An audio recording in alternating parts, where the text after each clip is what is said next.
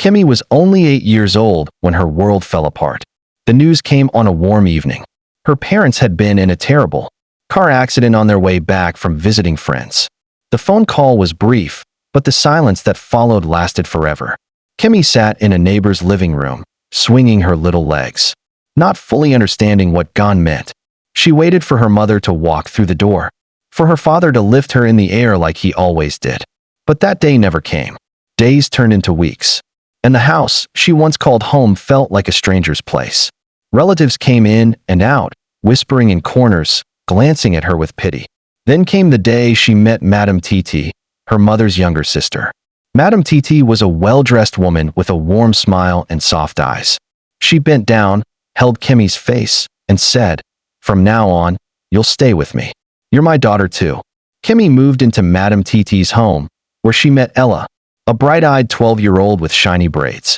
Ella seemed friendly at first, even showing Kemi her toys. Madame Titi enrolled Kemi in the same school as Ella, bought her new clothes, and made sure she never felt left out. To the outside world, they looked like a happy family of four. Even though Ella's father was always away on business trips, Kemi began to heal. She would sometimes cry quietly at night, missing her parents. But Madame Titi's kindness made her believe that maybe things would be okay. She didn't know it yet, but her new life would soon take a turn that would test every ounce of her strength. At first, everything in Madame Titi's house glowed with warmth. Breakfast smelled like fried eggs and sweet tea. School uniforms were neatly ironed and placed at the edge of the bed each night.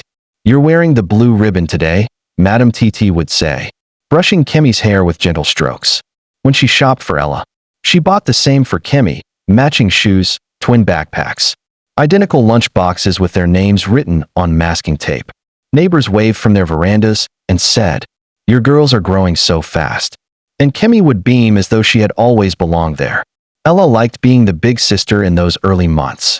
She taught Kemi how to tie her shoelaces fast, how to pronounce difficult words in class, and how to bargain with the snack vendors after school. On Sundays, they sat side by side at church, swinging their legs to the choir's rhythms. If anyone asked who Kemi was, Ella would answer, "She's my cousin," and sometimes add, "But we're like sisters." Even the house staff treated Kemi like family, slipping extra pancakes onto her plate when they thought no one was looking.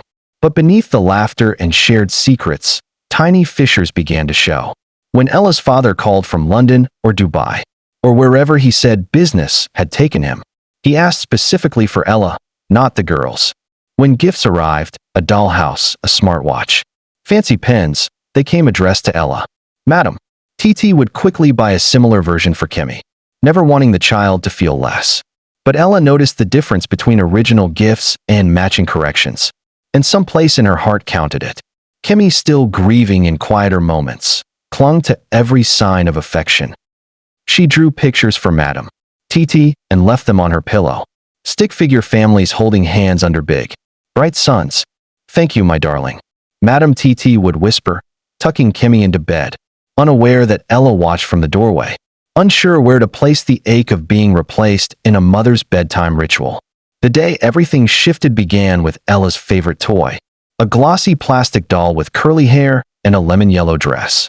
Kemi found it on the sofa after school and picked it up, cradling it the way she used to cradle her mother's scarf. She brushed the doll's hair with her fingers, humming, her small shoulders relaxing.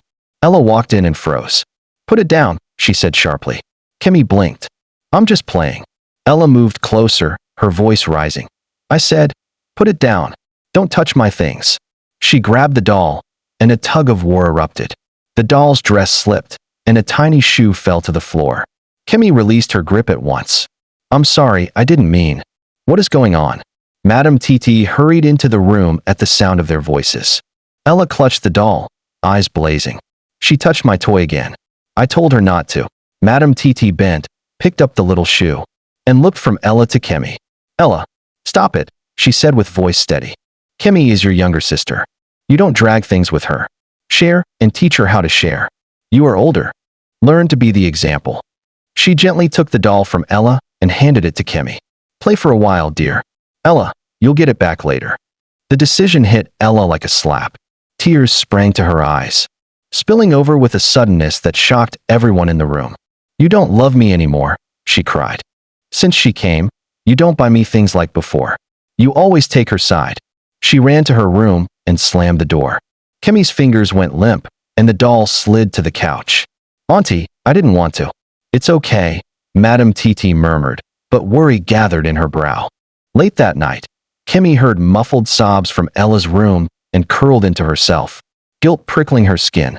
Innocent play had revealed something else, something jagged and raw, that would only grow sharper with time. After the toy incident, Ella's kindness cooled. She no longer waited for Kemi at the school gate. She avoided shared laughter at the dinner table, answering questions with clipped words. When Kemi entered a room, Ella would take her book and leave, the air colder once she was gone. At school, the difference became a whispering wind. "Why is Ella not walking with you?" a classmate asked. Kemi shrugged. "She's busy." She tried to bridge the distance, offering to help with chores, sharing her snacks, but Ella's eyes remained guarded. "I'm fine," Ella would say, and then turn away. Small incidents piled up like stones.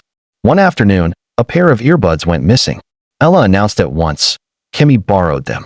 "No, I didn't," Kemi replied, confused. The earbuds later turned up in the laundry basket, but the shadow remained. Another day, Ella couldn't find the money her father had sent for school supplies. "Maybe she took it," she murmured to a friend, tilting her head toward Kemi. The friend's raised eyebrow was a wound that Kemi carried home, silent and deep. At night, Kemi prayed, "God, please make us sisters again." She could accept a lot, the ache for her parents, the secrecy of grief, but losing Ella felt like losing the safest part of her new world. She drew more pictures and tried more hugs, but Ella stiffened under them, as if Kemi's affection itself was trespass. For her part, Ella struggled with emotions she couldn't name. She remembered a time when every story belonged to her, every bedtime kiss, every last piece of meat in the stew. Now the moments were shared, and sharing felt like scarcity. She was ashamed of her jealousy, but the shame only fermented into blame. If she hadn't come, Ella thought in the midnight stillness, everything would be the way it used to be. Money began to vanish in small amounts, just enough to be noticed. 500 here, 1,000 there. Each time, Ella shrugged innocently and said, "I don't know." Each time, her eyes slid toward Kemi, and the suspicion grew like mold in the corners of the house. One afternoon, Madame Titi sat on the edge of her bed and sighed. "I will get to the bottom of this," she whispered to herself. She placed a crisp note inside her drawer, not fully locking it, and noted the time. Then she went about her chores, watching the clock with a heavy heart. Ella had been planning. When the chance came, she slipped into her mother's room, lifted the note, and pressed it flat against her palm. Her heart hammered. "I just have to make them see," she told herself, a lie wrapped in a plea. She crept into Kemi's room and slid the money into the bottom of Kemi's school bag beneath exercise books and a folded sweater. That evening, Madame Titi called the girls into the sitting room. "Someone is taking my money," she said quietly. "I'm going to check your bags. Not because I don't trust you, but because this must end." "Check," Ella said, voice small, trying to look wounded rather than terrified. Kemi's hands shook as her bag was opened, and the note was found in her bag, undeniable, gleaming with guilt that didn't belong to her. "No," she whispered. "I didn't put it there." Ella's face fell into practiced sorrow. "I thought so," she murmured. "She's been buying things at school.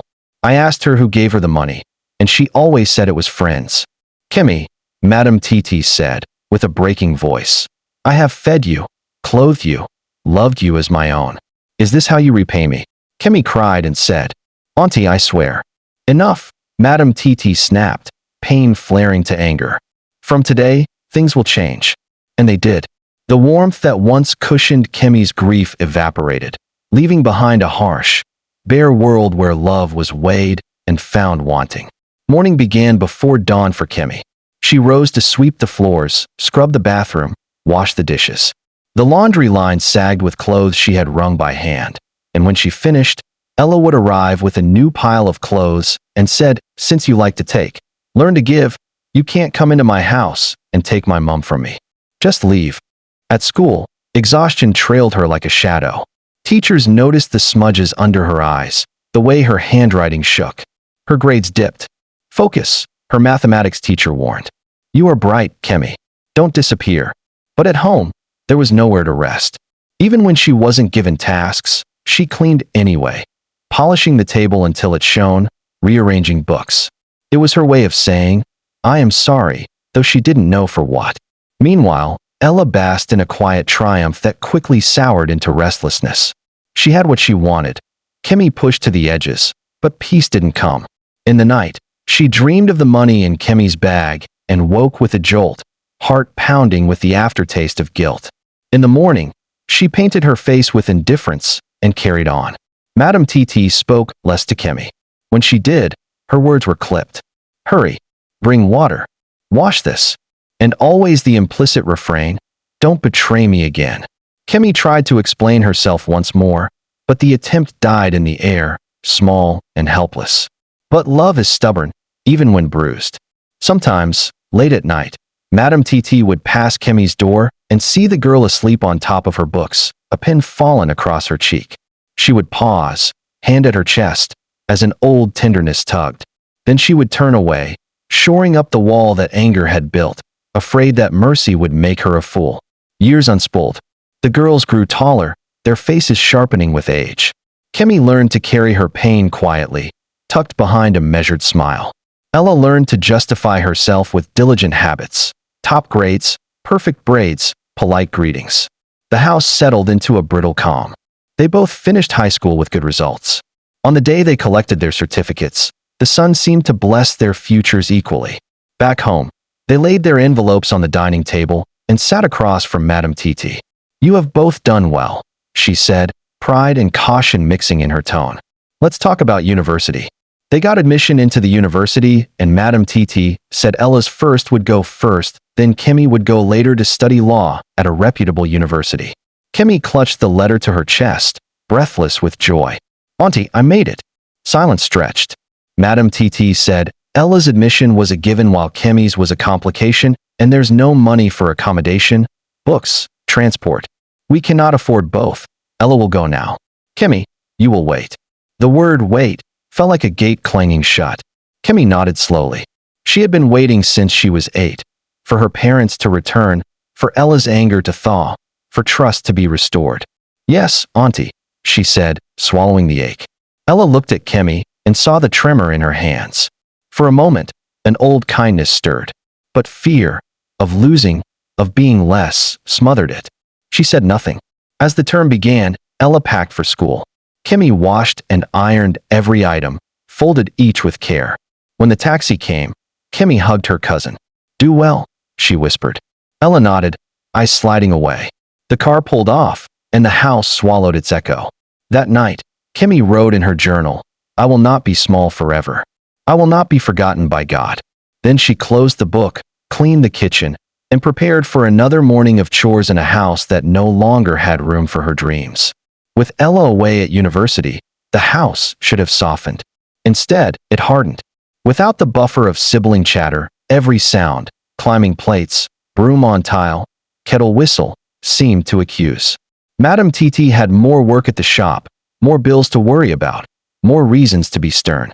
One afternoon, she called Kemi into the living room and counted some money into her hand. "Go to the market," she said. "Buy rice, beans, oil, and tomatoes. Keep the balance and bring back the change. If you lose it," her eyes flicked up, warning clear. "I won't lose it," Kemi said softly. She tucked the money into her purse and set out, mind listing prices, quantities, routes. The streets hummed with vendors and bus horns.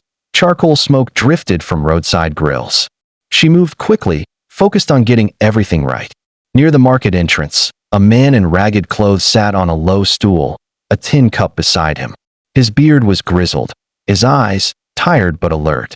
"Sister," he murmured as Kemi passed, "please food." Kemi slowed. She had no food yet, only the money in her purse. Compassion, that old reflex, surged up. She thought of her mother's voice, "Give when you can. Kindness multiplies." She knelt, meeting the man's gaze. "I don't have food yet," she said, "but I can give you this. Eat something today, please." She pressed the money into his palm, all of it, then stood, heart pounding with both fear and relief. As she walked away, dread rose like a wave. She had given everything. She turned toward home, calculating explanations she did not have. The house loomed ahead, not as shelter, but as judgment. When she stepped inside empty-handed, the storm broke. You did what? Madame Titi's voice sliced the room. Out. Don't sleep in this house until you return my money. Kemi backed out, shaking, the door closing like a verdict. Outside, the night gathered, and with it, tears she couldn't hold back. Kemi spent the night at the edge of the veranda, curled against the cool wall. The stars were indifferent witnesses to her sobs. Mosquitoes hummed. A stray dog nosed a plastic bag and trotted away.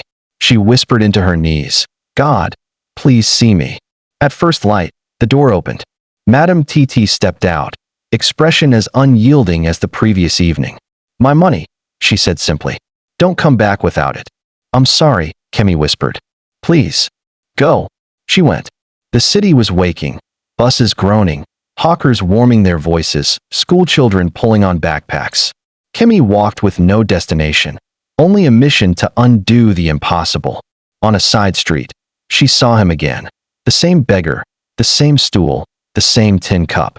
He noticed her immediately and stood up, surprising her with how straight he could hold himself. Why are you crying, child? He asked, voice low, almost musical.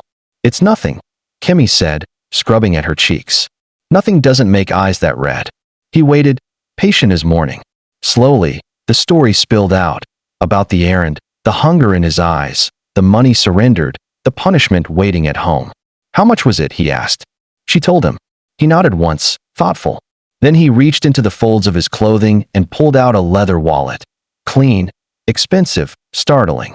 He counted the exact sum and placed it in her hands. Kemi gasped. Sir, how? He smiled, and something in his posture changed, like an actor stepping out of a role. My name is Eric, he said. I am not what I appear to be. I have more than enough. I sit here sometimes to see if kindness still lives in people. You gave me everything you had without knowing who I was. That matters. Kemi stared at the money, then at his eyes.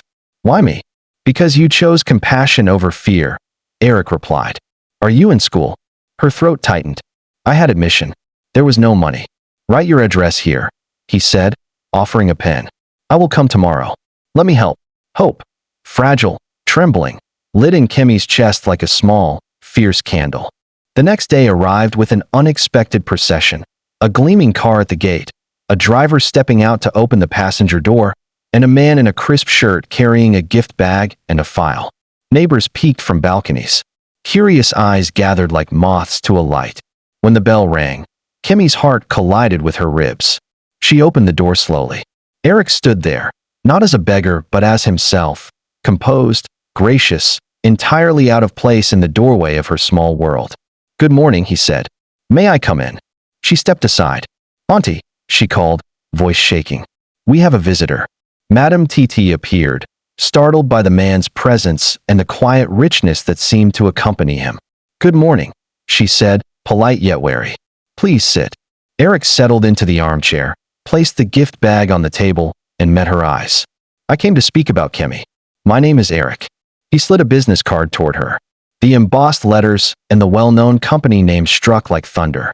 I met Kemi yesterday, he continued. She gave me all the money you sent her to buy food, for a stranger she thought was hungry. That kind of heart is rare. I also learned she gained admission to study law but couldn't go. He opened the file and drew out papers. I would like to sponsor her education, tuition, accommodation, books, until she finishes. The room held its breath. Kemi's hands fluttered to her mouth. Why? Madame Titi asked, voice barely above a whisper. Because kindness is an investment that always yields, Eric said calmly. And because she deserves a chance. He turned to Kemi. Do you want this? Kemi nodded, tears shining. Yes. Eric smiled. Then consider it done. He placed an envelope, initial payments, receipts, letters of guarantee, on the table. I'll also send a monthly stipend for upkeep. She won't lack. The silence that followed was not empty. It was full of everything unspoken. Remorse, awe, relief, disbelief. At last, Madame Titi found her voice. Thank you, she said. I misjudged her. Eric stood. We all do sometimes. What matters is what we do next. Kemi's first day on campus was a mosaic of newness. Brick halls and palm-lined walkways. the hum of debates outside lecture rooms, the smell of photocopied notes, and ambition. She clutched her admission folder like a lifeline and whispered, "Thank you." To the air, to God, to a disguised man who had seen her. Her roommates were a lively trio. Rita with her infectious laugh, Bimbo with highlighters in every color, and Saad who brewed the strongest tea known to man. "Law student, N?" Rita teased. "Better start arguing with us now." Kemi laughed, the sound unfamiliar in her own throat, and felt the first warmth of belonging. Eric visited occasionally, never obtrusive, always respectful. He would bring a bag of groceries, a book he thought she might like, or simply sit on a bench outside the faculty building and ask, "What did you learn this week?" Kemi answered with shining eyes, about constitutional law, torts, legal writing, and he listened as if every detail mattered. She studied with a ferocity born from hunger, not for food, but for a future where her name would not be synonymous with pity. Professors noticed the quiet intensity. "Promising," one marked in the margin of her essay. "Excellent argument structure," another scribbled. Kemi pinned those comments above her desk like small banners of victory. At home, the monthly stipend arrived as promised. Madame TT managed it carefully, using part for household needs and part for Kemi's supplies. In those transactions, a softening began. She called more often, asked about lectures, sent pictures of Sunday lunches. "We miss you," she texted once. And Kemi stared at the words, letting them rest in the tender place where hurt and hope met. Ella, distant but not absent, watched through the glass of social media, photos of Kemi in her matriculation gown, smiling with friends. Something bitter rose in her. "It should have been me," she whispered, though she was already in school. Envy, she learned, is never satisfied. It wants only me to shine, and even then, it suspects the light belongs elsewhere. Midterms came like a storm of case law and late nights. Kemi lived in the library, translucent with focus. When results were posted, she stood at the board, eyes scanning. There, her number, high up, a grade that would have made her parents proud. She exhaled, steadying herself on the wall. Eric called that evening. "How did it go?" "I did well," she said, voice trembling with quiet joy. "I knew you would." He paused, then added, "You're not just clever, Kemi. You're steadfast. That matters more than luck." Meanwhile, Ella returned home for a brief break. The reunion with her mother was warm, but edged with discomfort neither named. At dinner, Kemi's name came up, her grades, her new friends, her discipline. Ella stabbed at her food, appetite gone. Later, in her room, she stared at her reflection and saw the person she had become, accomplished, admired, and yet uneasy in her skin. The memory of planting the money in Kemi's bag surfaced with awful clarity. "I did that," she whispered. The truth had waited years for her acknowledgement. The next morning, she found her mother in the kitchen. "Mom," she said, voice tight, "I have something to tell you." What spilled out was a confession, every lie, every manipulation, every shameful moment she had buried. When she finished, the room seemed to tilt. Tears rose in Madame TT's eyes, tears for the girl she had wronged and for the daughter who had been lost in jealousy. "Oh, Ella," she breathed, "what have we done?" They sat in silence, the truth between them like a wounded animal trying to breathe.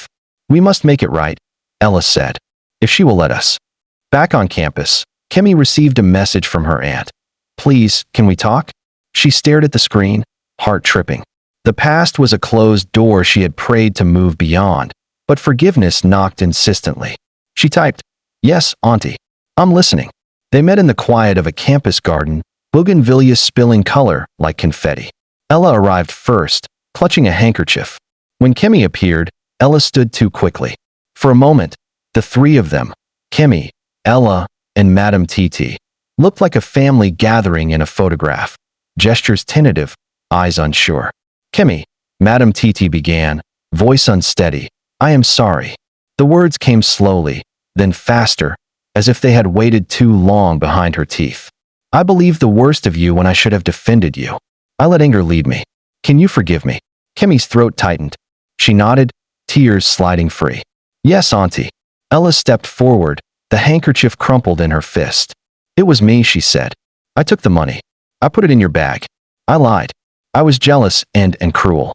I have hated myself for it, even when I pretended not to." She lifted her eyes. I am so sorry. For a long moment, Kemi said nothing. Then she reached out and pulled Ella into a hug that felt like a bridge being rebuilt plank by plank. I missed my sister, she whispered. Eric watched from a discreet distance, having arrived with a book for Kemi and stumbled upon the scene unfolding like a miracle. He did not intrude. Some victories are best witnessed quietly, tucked into the pocket of a day to be remembered later. The years that followed did not erase the past, but they redeemed it. Kemi graduated with honors, called to the bar with a smile that set the room alight. She took a position at a legal aid clinic, advocating for those whose voices had been dismissed, house helps accused without evidence, market women cheated by landlords, teenagers swallowed by misunderstandings. Each case felt like protecting the girl she once was. Ella found her own healing, volunteering at a youth center, teaching girls to code and to confess their hurts before they hardened into harm. She and Kemi learned to laugh again, to share clothes again, to stand at their mothers', yes, their mothers' table as equals. On a quiet evening, they gathered at the old house. Eric joined them for dinner, the table crowded with jollof rice, grilled fish, and stories. To kindness, he toasted, lifting his glass. To second chances. Kemi met his eyes and raised her glass. To families that learn, she said. Outside, the city breathed its usual life, but in that house, something had been repaired. Not perfectly, not instantly, but faithfully. And that, Kemi knew, is how light wins, choice by choice, apology by apology, love by love, until what was broken becomes the strongest thing you have. If you enjoyed this story and emotional and life-changing stories, make sure you subscribe to the channel and turn on the notification bell so you never miss a new upload. Thank you for watching.